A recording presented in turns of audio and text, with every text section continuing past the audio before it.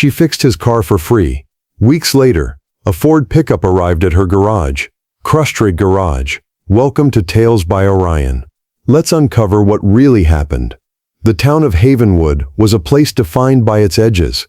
It was a small, dusty island of stubborn resilience, surrounded by an unforgiving sea of cracked highways and endless sun-bleached plains. It was the kind of place people passed through on their way to somewhere else. A pit stop for gas and cheap coffee. Its inhabitants largely invisible to the river of travelers that flowed past.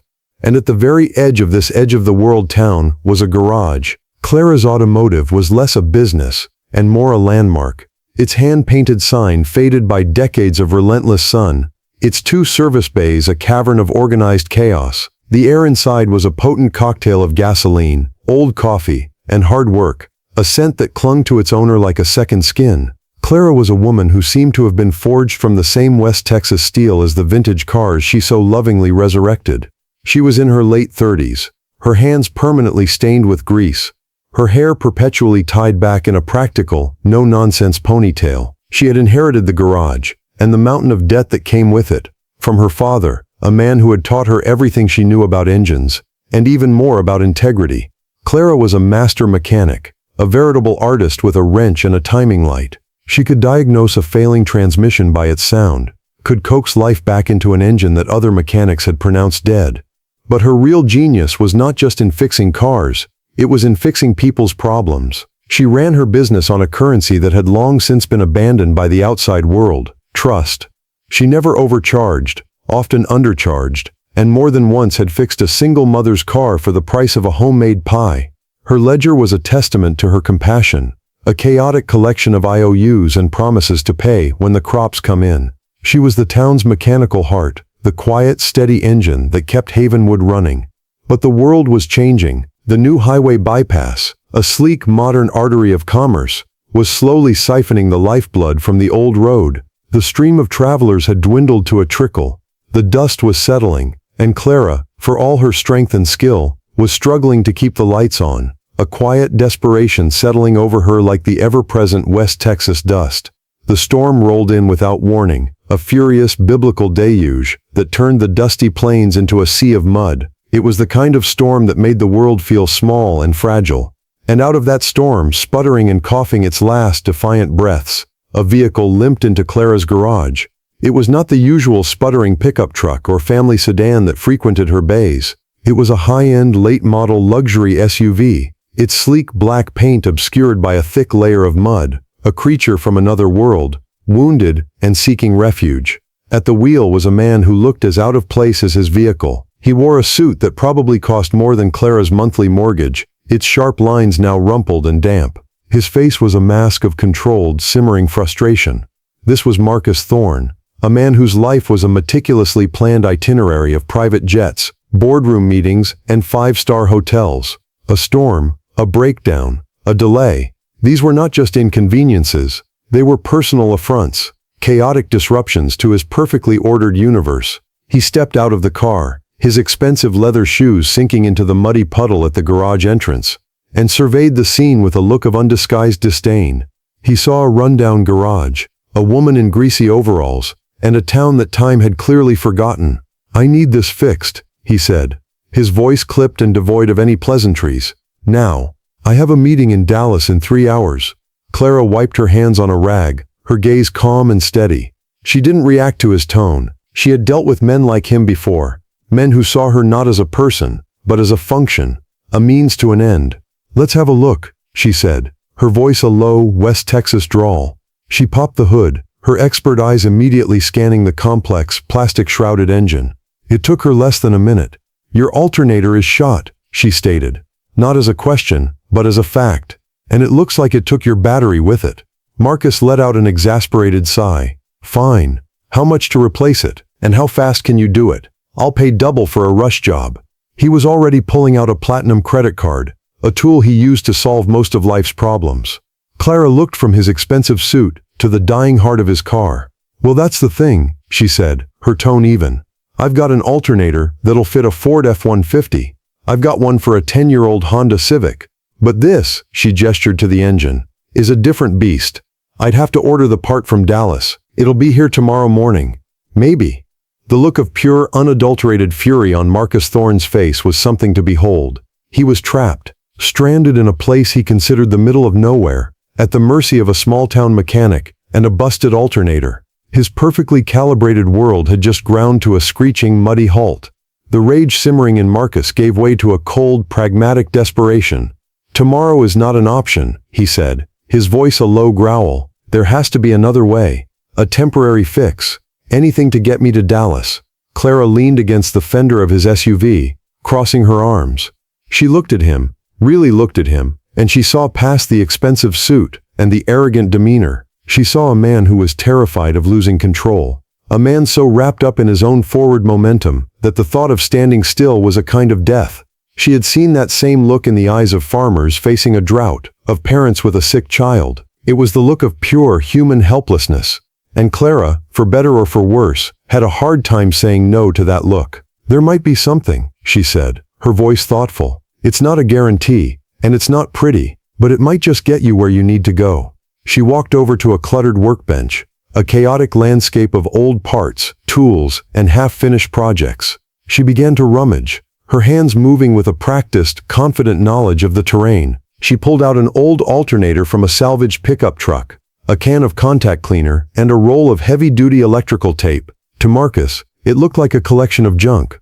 To Clara, it was a box of possibilities. For the next hour, Marcus Thorne, the man who moved billions of dollars with a keystroke, stood and watched as Clara performed a kind of mechanical alchemy. He watched her meticulously clean the corroded contacts of the old alternator. He watched her skillfully splice wires, her fingers moving with the precision of a surgeon. He watched her wrap the connections with a care and attention to detail that was almost artistic. She wasn't just fixing a part, she was breathing life into it, coaxing it back from the dead with a combination of skill, ingenuity, and sheer stubborn willpower. She worked with a quiet, focused intensity, a master of her craft completely absorbed in her work. The sterile, transactional world of Marcus's life had no room for this kind of hands-on, creative problem-solving. He was a man who bought solutions, who delegated tasks. He had never witnessed the raw, beautiful process of something being made, of something being mended, with such dedication and skill. He stood in the quiet of the garage, the only sounds the rhythmic click of a wrench and the steady drumming of the rain on the tin roof, and he felt a strange, unfamiliar sensation. It was a flicker of something he had long since forgotten. It was a flicker of awe. With a final satisfying turn of a wrench, Clara stepped back from the engine. "All right," she said, wiping a streak of grease from her forehead with the back of her hand. "Let's see what she's got." She slid into the driver's seat of the luxury SUV, its plush leather a stark contrast to her grease-stained overalls. She turned the key. The engine hesitated for a moment, coughed once, and then roared to life, its powerful purr a testament to Clara's handiwork. Marcus stared, a look of stunned disbelief on his face. He had been so certain it would fail. Clara got out, leaving the engine running. "It's not a permanent solution," she warned. "The voltage regulator on that old alternator is a little weak, so don't go running the heated seats and the stereo and the GPS all at once. But it should hold a charge long enough to get you to Dallas. Get it replaced with the proper part as soon as you get there." "How much do I owe you?" Marcus asked, his voice softer now. The arrogant edge gone, replaced by a grudging respect. He reached for his wallet, ready to pay whatever exorbitant price she named. He knew he was at her mercy. She could have charged him $1,000, and he would have paid it without blinking. Clara looked at him, then at the rumbling engine, then back at him. She thought about her own pile of unpaid bills, the threatening letters from the bank, the constant low-grade hum of her own financial anxiety. And then she thought about the look on his face when he had realized he was stranded, that look of pure, human helplessness. "You know what?" she said with a shrug. "The alternator was just sitting on the shelf collecting dust, and I had the tape already. Let's just call it even." Marcus was floored. "Even? I can't let you do that. This took you over an hour. Your skill, it's you have to let me pay you something." "Tell you what," Clara said, a faint wry smile on her lips. "The coffee pot in the waiting room is fresh. Buy yourself a cup on the way out. We'll call that payment." She turned and walked back to the old pickup truck she had been working on when he arrived, leaving Marcus standing there, his platinum credit card feeling strangely useless in his hand. He was a man who understood transactions, who lived by the simple, clean logic of an invoice. But he had just been given a gift, an act of unadorned, unconditional grace, and he had no idea what to do with it. He was a man who had everything, and he had just been humbled by a woman who had, by his standards, nothing. Marcus drove away from Havenwood, the powerful engine of his SUV, a steady, reassuring hum. But his mind was not on the road ahead. It was back in the dusty, grease-scented garage. The encounter with Clara had unsettled him, burrowing under his skin in a way he couldn't shake. He was a man who prided himself on his ability to read people, to assess their value, their motivations. But Clara defied all his known categories. She was not motivated by money. She was not intimidated by power. She possessed a quiet, unassailable self-sufficiency that he found both baffling and deeply compelling. He made it to Dallas, his makeshift alternator holding steady. He checked into his 5-star hotel, attended his high-stakes meeting, and closed the deal, his performance as sharp and ruthless as ever. But for the first time in a long time, the victory felt hollow. As he sat in his sterile, luxurious hotel room that night, surrounded by all the trappings of his success, his mind kept drifting back to Clara's garage. He thought of her hands, stained with grease but so incredibly skilled. He thought of her calm, steady gaze, her refusal to be rushed or flustered. He thought of her simple, radical act of kindness, an act that had no place in his own carefully calculated world. He found himself on the Sterling Enterprises website, but he wasn't looking at stock prices. He was in the community outreach section, a part of the company he had always considered a necessary but tedious piece of corporate PR. He looked at the pictures of his company sponsoring charity galas, of his executives in hard hats at a Habitat for Humanity build, all of it feeling staged and soulless. It was charity as a transaction, a way of buying goodwill. It had none of the raw, simple integrity of a woman fixing a stranger's car for the price of a cup of coffee. He pulled out the greasy business card Clara had given him, a card he had taken more out of reflex than anything else. He looked at the hand-painted logo, the simple, honest declaration of what she did. And a new idea, a radical, disruptive thought began to take root in his mind. It was an idea that had nothing to do with profit margins or market share. It was an idea about value, about a different kind of currency. It was an idea that was going to change everything. Weeks turned into a month. In Havenwood, life continued its slow, predictable rhythm. Clara worked from sunup to sundown, wrestling with aging transmissions and stubborn engines. The pile of bills on her desk growing ever larger. The memory of the man in the expensive suit and his luxury SUV had faded. Just another strange story in the long history of her garage. She had almost forgotten about it until the truck arrived. It was a brand new top-of-the-line Ford F-350 pickup, the kind of heavy-duty workhorse she had only ever dreamed of. It was being carried on a flatbed, its chrome grille gleaming in the harsh Texas sun. The flatbed pulled up in front of her garage, and a man in a crisp uniform got out, a clipboard in his hand. "I'm looking for Clara," he said. "That's me," Clara replied, wiping her hands on a rag, her expression a mixture of confusion and curiosity. "I've got a delivery for you," the man said, a wide grin on his face.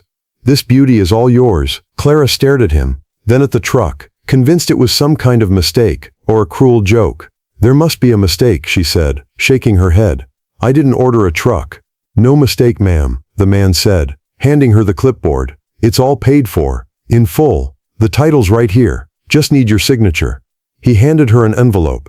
Inside was a simple, typewritten note on heavy, expensive-looking stationery. There was no letterhead, no signature. It just said, "You wouldn't let me pay you for the alternator, so I'm paying it forward. This should make it a little easier to get parts from Dallas. Thank you." Clara stood there in the dust, the keys to a brand new $70,000 truck in her hand, utterly, completely speechless. The entire town of Havenwood seemed to come to a standstill. People emerged from the diner, from the general store, their faces a mixture of shock and vicarious joy. They gathered around the truck, running their hands over its flawless paint, their collective disbelief a tangible thing. It was a miracle, a bolt from the blue, an act of impossible, extravagant generosity. But the truck was just the beginning. The arrival of the truck was like a stone tossed into the quiet pond of Havenwood, its ripples spreading out in ever-widening circles. A week later, a crew of construction workers arrived, unannounced. They were from a large, reputable firm in Dallas, and they had a work order signed and paid for by a private benefactor. Their task, they explained to a bewildered Clara, was to give her garage a complete overhaul. They replaced the leaky tin roof, poured a new level concrete floor, and installed state-of-the-art hydraulic lifts. They put in new wiring, bright, energy-efficient lighting, and a top-of-the-line diagnostic computer system that could talk to any car on the planet. The garage was transformed from a charming, rundown relic into a modern, world-class automotive facility. But the transformation didn't stop there. One afternoon, a young woman in a sharp business suit arrived. She introduced herself as an administrator for a newly established foundation, the Havenwood Opportunity Fund, she explained. Our mission is to provide vocational scholarships and small business grants to residents of this town. She handed Clara a brochure. The foundation was offering full scholarships for young people in Havenwood to attend the best trade schools in the state, to become mechanics, electricians, welders, and it was offering interest-free loans to local small businesses to help them upgrade their equipment, to expand, to stay competitive in a changing world. The benefactor, the brochure said, wished to remain anonymous. The town of Havenwood, a place that had been slowly dying, was suddenly, miraculously, being brought back to life. The old sputtering engine of its economy was being given a complete overhaul. Young people, who had previously seen their only future as leaving, were now staying, learning new skills, and investing in their own community. The general store got a new refrigeration system. The diner got a new expanded kitchen. The dust was no longer settling. It was being stirred up by the winds of change. And at the center of it all was Clara, standing in her newly renovated garage, a look of profound, humbled awe on her face. She knew, with a certainty that settled deep in her soul, who the anonymous benefactor was. It was the man in the expensive suit, the man whose car she had fixed for the price of a cup of coffee. Months later, as Havenwood was in the full swing of its unexpected renaissance, another sleek, black SUV pulled up to Clara's garage. This time, it did not limp in. It purred. Marcus Thorne stepped out. He was not wearing a suit. He was in jeans and a simple, well-worn work shirt. He looked different. The hard, impatient lines around his eyes had softened. He looked relaxed, at peace. He found Clara under the hood of an old Mustang, her hands, as always, covered in grease. "I was just passing through," he said, a small, genuine smile on his face. "Thought I'd see how the new equipment was working out." Clara wiped her hands on a rag and leaned against the car, her gaze steady. "You didn't have to do all this, you know," she said, her voice quiet. "The truck was more than enough." "No," Marcus said, shaking his head. "It wasn't. What you did for me that day, it wasn't about fixing my car, Clara. It was about, you showed me a different way of looking at things, a different kind of value." He gestured around the newly vibrant town. "I've spent my whole life building an empire of transactions. I acquire things. I leverage assets. I maximize profits. You build communities. You invest in people. I realized that my balance sheet was all wrong. I was counting the wrong things." He looked at her, his expression full of a sincere, profound respect. "You're the wealthiest person I've ever met," he said. Clara just shook her head, a small, wry smile on her face. "I'm just a mechanic, Marcus." "No," he countered. "You're not. You're a teacher. And I was a student in desperate need of a lesson." He stayed for the rest of the day. Clara put him to work, and to his own surprise, he enjoyed it. He handed her wrenches. He cleaned spark plugs. He got grease on his expensive jeans. For the first time in his life, he got his hands dirty. And as he worked alongside her, listening to the steady, confident rhythm of her work, he felt a sense of purpose and satisfaction that no billion-dollar deal had ever given him. The sun began to set, painting the West Texas sky in brilliant strokes of orange and purple. The day's work was done. Clara and Marcus sat on the tailgate of her new truck, sipping cold beers from a cooler, the comfortable silence of a shared day's labor between them. "So what's next for you?" Clara asked, breaking the silence. "Back to the boardroom."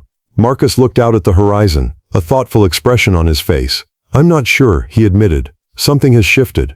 I look at my life, at my company, and I see a missed opportunity. Not for profit, but for impact." He turned to her, a new exciting idea taking shape in his eyes. "Sterling Enterprises has a massive fleet of vehicles, thousands of them.